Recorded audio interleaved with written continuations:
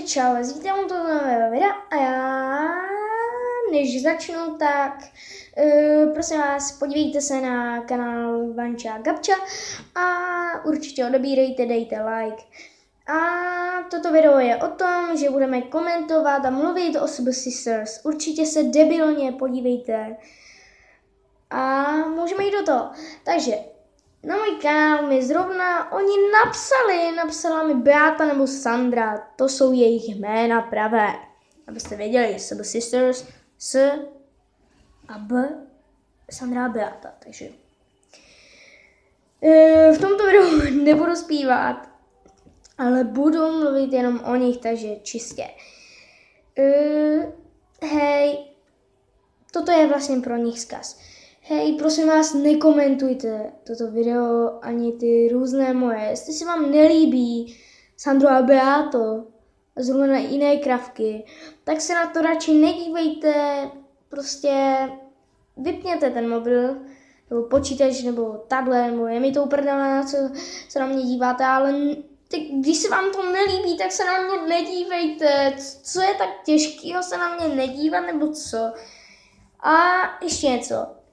Hej, prosím, hej, tak o toto video, kde zpívám a tak, je to videa, protože aby se našly také kravky, jako jste vy, a debilně by to okomentovali, takže to je tak, proč to natáčím. Takže potom všechny pozbírám ty komentáře a podle toho se budu řídit. Podle toho natočím video, jak vy jste blbý vy kravky, neříkám všecky. A děkuju jednou klukovi nebo holko, nebo nevím, co to je, tak mi napsal hezký komentář. Díky. Nebudu říkat, na jakém videu to je, ten komentář. A prostě, když se na toto video a i ty moje různé videa nelíbí, tak se prosím vás na to nedívejte. Mějte to, nebo se podívejte na něco jiného, ale ne o mě, když to je taky logika. A prostě furt Sober Sisters se vychvaluje, jak má 41 odběratelů. 41 odběratelů. Je to úplně uprdele. Máme i druhý kanál Zdenka Mičuková. To je ono, třeba se na to koukněte, ale blbě to nekomentujte.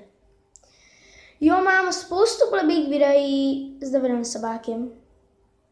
Nevím, proč jsem ho i uvedl do tohoto videa, je to největší chyba. Ale prostě to třeba English.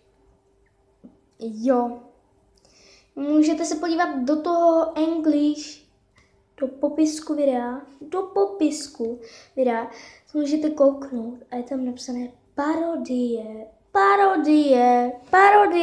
Víte, co to znamená parodie? Je to blbá napodobenina, ale v jiném slově smyslu. Takže když to nechápete, tak se ani na to nedívejte a první si to radši přečtěte a dozvíte se víc. Takže prosím. Já už ani nemůžu natáčet, protože mám nervy. Takže prosím, nekomentujte moje videa. A pro toto video by to bylo vše a já se loučím, zdar!